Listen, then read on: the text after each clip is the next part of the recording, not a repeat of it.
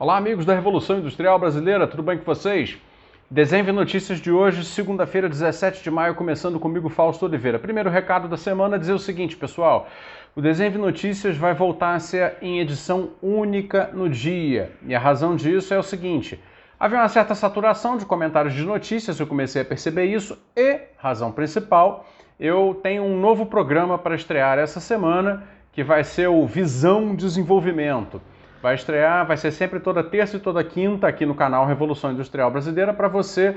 E o diferencial desse programa, todos os programas sou eu falando ou entrevistando alguém, mas o diferencial desse especificamente vai ser a tentativa de fazer uma espécie assim de didática, um pouco mais explicada a respeito de certos conceitos do que a gente trata na Revolução Industrial Brasileira sempre.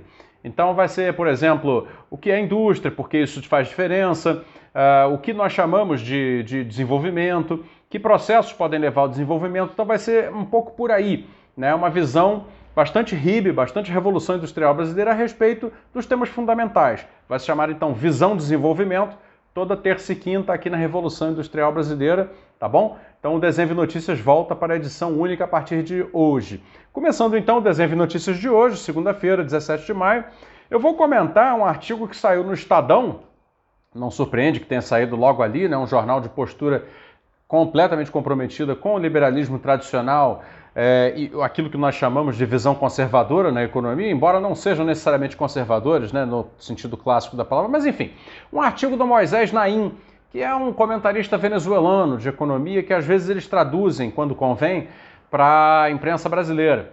Esse Moisés Naim escreveu um artigo que está ali publicado hoje, vou tentar botar o link para vocês, está o link aberto, chamado Conselhos Latinos para Joe Biden. E aí você já vai entender por que eu chamei esse vídeo de pirraça liberal. A pirraça liberal começou, quer dizer, agora que né, ficou completamente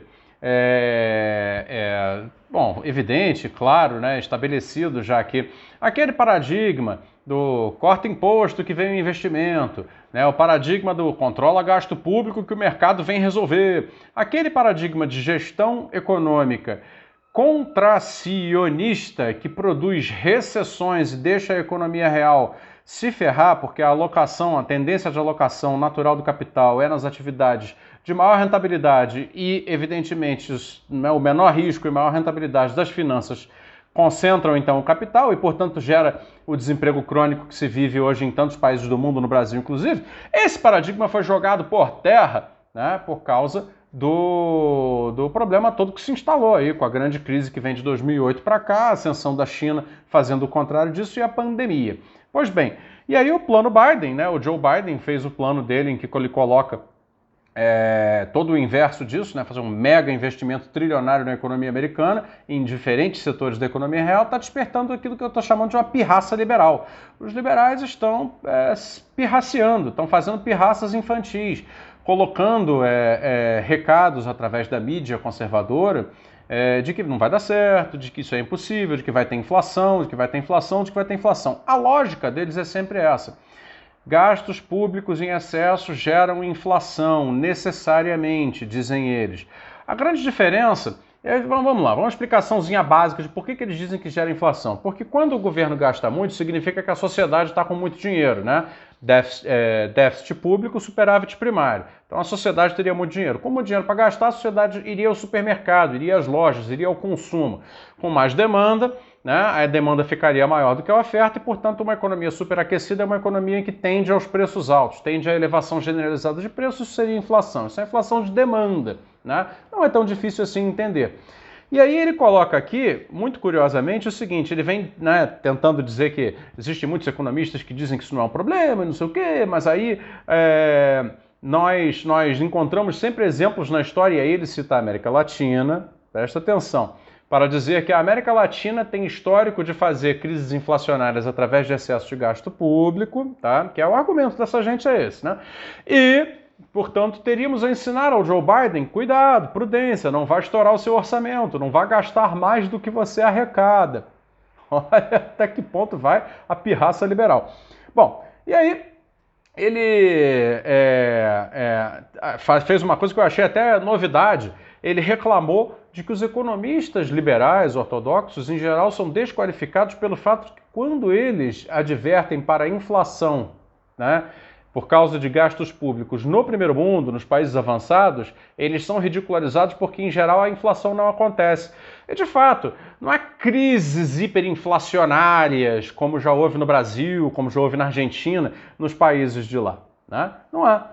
Então, mesmo que se gaste muito lá, a ocorrência de crises hiperinflacionárias, assim como houve aqui na América Latina, que ele corretamente aponta, não se verifica. Então tem alguma coisa errada com esse argumento. Ele próprio admite isso no artigo. Só que ele diz o seguinte: na América Latina acontece e acontece muito. Então cuidado, Joe Biden, cuidado, pode acontecer aí o que aconteceu aqui. Então vamos lá. O que nos interessa aqui não é ficar participando de uma birra, de uma briga, até porque a pirraça liberal ela vai acontecer. O que nos interessa aqui na Revolução Industrial Brasileira é apontar caminhos, tá? É dizer para o Brasil assim, olha, existem soluções para os nossos problemas. No fundo, se o Joe Biden vai acertar, se vai errar, é problema dos Estados Unidos, tá? Acontece que esse debate chega aqui com esse tom, com o tom de dizer, não, nós somos proibidos de fazer isso. Porque aqui sempre dá errado e o povo paga o preço da inflação. É o terrorismo fiscal, sobre o qual eu tenho então a dizer as duas coisas. Uma, a básica, que é o seguinte, olha, os processos inflacionários na América Latina não têm a ver com excesso de gastos. Os processos inflacionários na América Latina têm a ver, porque eles não são de inflação de demanda, né? A própria hiperinflação brasileira dos anos 80 aconteceu e se manteve por anos num momento em que não havia explosão de demanda. Havia sim uma doença psicossocial chamada inércia inflacionária que fazia com que gente muito espertalhona, né, indexasse os preços futuros, né, nos preços do passado, ou seja, fizesse aumentos antecipados de preço. Tá? Isso é uma doença, isso é uma coisa que tinha que ter sido controlada, né, de outras maneiras. Tá? E aí veio o Plano Real e resolveu. Agora, a inflação de demanda não é a ocorrência típica na América Latina. O que é a ocorrência típica na América Latina é uma inflação de outra ordem, a inflação de custos. A inflação que é oriunda da nossa dependência, da nossa condição de vulnerabilidade externa, que provoca, através de choques cambiais, como esse que a gente está vivendo aqui agora, altas em custos que se espalham pela economia. Isso não se corrige com austeridade, isso não se corrige com menos gastos públicos. Então isso é a resposta básica. Agora, a resposta mais interessante que eu acho que é a seguinte, em geral isso não aparece, tá, pessoal, no debate, por isso eu me sinto até feliz de colocar isso para vocês. O problema é o seguinte, quando o Joe Biden coloca um plano de 4 trilhões, quando a China faz os seus também planos quinquenais com trilhões, quando a Europa faz os seus investimentos públicos, vocês estão fazendo investimentos públicos vultosos em economias bem estruturadas, em economias com diversificação produtiva, em economias, portanto, com capacidade de oferta muito mais avantajada, seja quantitativa, seja qualitativamente. A capacidade de oferta de uma economia, digamos, europeia, em termos de quantidade, é razoável. Para o tamanho dos países, eles têm muitas empresas de todos os setores muito bem estabelecidas. E qualitativamente, digo porque são todas elas empresas que se aproximam das fronteiras de tecnologia nas suas áreas de atuação. O que significa dizer o seguinte, se você joga o investimento público para acelerar as economias nessa situação, ora, o consumo vai acelerar, mas as empresas têm capacidades produtivas bem estabelecidas e todas elas com ganhos de produtividade bem interessantes para aguentar a sobredemanda. Então eles podem facilmente dar saltos na oferta e manter o equilíbrio da economia. É por isso que lá funciona e não gera inflação. Já aqui, o que nós temos? Quando se faz isso de maneira imprudente, de fato você pode ter um excesso de demanda sobre produtos que nós não produzimos. O que leva o Brasil, então, e a Argentina e os demais países latino-americanos a aumentar o nível de importação. Aumentando o nível de importação, você deteriora as suas contas externas. Deteriorando suas contas externas, você vai ter um choque cambial negativo. Sua moeda vai desvalorizar demais. Desvalorizando demais, tudo que você importa vai ficar mais caro. Portanto, eis aí a inflação latino-americana típica, uma inflação de custos. correto? Não uma inflação de demanda. Portanto, não responde ao excesso de consumo. Aí você pode argumentar, mas respondeu ao excesso de consumo porque se você não tivesse feito no primeiro lugar o investimento público, não teria havido o aumento da importação. Parcialmente correto. Por quê? Porque, no primeiro lugar, o investimento público não pode ser feito apenas para aumentar consumo. Essa é a chave da questão para a América Latina. O investimento público é perfeitamente justificável na América Latina, no Brasil, em todos os nossos países vizinhos, desde que ele seja usado para quê? Para quê? Para melhorar a estrutura produtiva dos nossos países, para que a gente possa reduzir a dependência de produtos tecnológicos vindos do exterior e, portanto, possamos rodar melhor a roda da economia, como se gosta de dizer, acelerar a nossa economia, gerar crescimento econômico, oportunidades para mais pessoas, oportunidades de melhores salários, sem que isso exerça uma pressão sobre a oferta doméstica, que ela não consegue atender, porque ela é uma oferta primária, e sem exercer pressão sobre a oferta internacional, que vem a deteriorar as nossas contas externas. É isso.